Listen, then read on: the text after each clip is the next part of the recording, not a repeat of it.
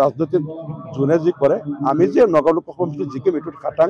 কংগ্ৰেছৰ মানুহবিলাকেও ব্যাপক দলে দলে হাজাৰ হাজাৰ মানুহ দৈনিক জইন কৰিছে আজিও সামগ্ৰীৰ পৰা বহুত মানুহ আহিছে জইন কৰিব আৰু এই ৰাজাবাৰী য'ত আজি আমাৰ গণসমাৱেশ হ'ব এইটো ইয়াত আজিলৈকে কংগ্ৰেছৰ বাহিৰে কোনো বিৰোধী দলে আজিলৈকে মিটিং কৰিব পৰা নাই গতিকে ইয়াত কংগ্ৰেছৰ ইমান শক্তিশালী ঘাটি আৰু ইয়াত গোটেই এই পঞ্চায়তৰ সকলো কংগ্ৰেছৰ মানুহ এতিয়া দলে দলে ওলাই আহিছে ইয়াত আজি আমাৰ তেওঁলোকে মিটিং সাকসেস কৰিবলৈ ইয়াত গৌৰৱ গগৈ প্ৰদ্যুৎ বৰদলৈৰ কথা নাই নগাঁও লোকসভা সমষ্টিত যদি ৰাহুল গান্ধীও আহে তথাপিও কংগ্ৰেছ তৃতীয় স্থানত থাকিব ইয়াত কংগ্ৰেছ কোনো পৰ্যায় জিকিব নোৱাৰে কংগ্ৰেছে তেওঁলোকে আচলতে নিৰ্বাচনত জয়লাভ কৰি বিজেপিক পৰাস্ত কৰি কেন্দ্ৰত চৰকাৰ পৰিৱৰ্তন কৰাৰ কাৰণে তেওঁলোকে মিত্ৰজোঁট কৰি থকা নাই সেইটো যদি কৰিলেহেঁতেন তেনেহ'লে অসমত তেওঁলোকে প্ৰথমেই মিত্ৰতা কৰিলেহেঁতেন AUDF ৰ লগত কাৰণ বাকী কোনো দলৰ কংগ্ৰেছৰ বাহিৰে বাকী কোনো দলৰ অসমত MP নাই AUDF একমাত্ৰ দল বিৰোধীৰ ভিতৰত যোনে দলৰ জন্মলগ্নৰ পিছৰ পৰা প্ৰত্যেকবাৰ নিজৰ MP জিকাই আহিছে এবাৰ 3জন লোকে MP জিকাইছে গতিকে সেই AUDF-ক মাইনাছ কৰি তেওঁলোকে কিছুমান নাম নিচান নথকা দলক লৈ তেওঁলোকে অসমৰ পৰা নিৰ্বাচনী বৈতৰণি পাৰ হ'ব বিচাৰিছে ইয়াৰ উদ্দেশ্যটো হ'ল যাতে তেওঁলোকে ভোট বিভাজন ঘটাই বিজেপিক কেনেকৈ জিকাই টকা ল'ব পাৰিব এইটো তেওঁলোকৰ ধান্দা এই একেই ফৰ্মুলা তেওঁলোকে 2019তো লৈছিল তেওঁলোকে পশ্চিমবংগত উত্তৰ প্ৰদেশ দিল্লী বা ত্ৰিপুৰা বিহাৰ আৰু অন্যান্য ৰাজ্যতো তেওঁলোকে আঞ্চলিক যিবিলাক বিজেপি বিৰোধী দল তেওঁলোকৰ লগত বিশ্বাসঘাতকতা কৰি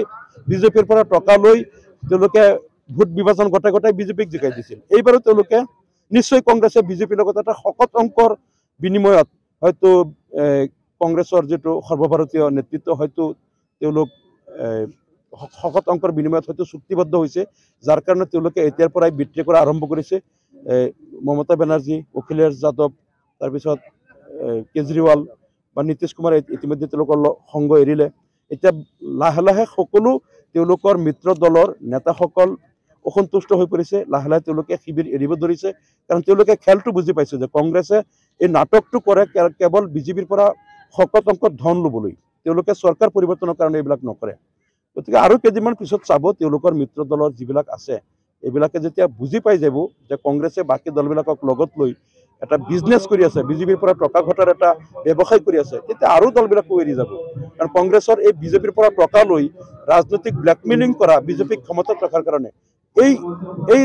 ব্যৱসায়টো তেওঁলোকে বেছি দিন চলাব নোৱাৰিব কংগ্ৰেছ যে বিজেপিৰ হাৰ্ট বিজেপিৰ অন্তৰ হৈছে কংগ্ৰেছে তেওঁলোকৰ মানে ব্লাড সাপ্লাই দিয়ে বিজেপিৰ ভিতৰত যিমান ব্লাডটো সাপ্লাই কংগ্ৰেছে দিয়ে ৰক্ত সঞ্চালন কৰা দল হ'ল বিজেপিৰ ৰক্ত সঞ্চালন কৰা দল হ'ল কংগ্ৰেছ এই কথাবিলাক তেওঁলোকৰ অংশীদাৰ দলবিলাকে বুজি পাই আছে অনাগত দিনত কংগ্ৰেছ নিশ্চিহ্ন হৈ যাব কেৱল বিজেপিৰ গোলামী কৰাৰ কাৰণে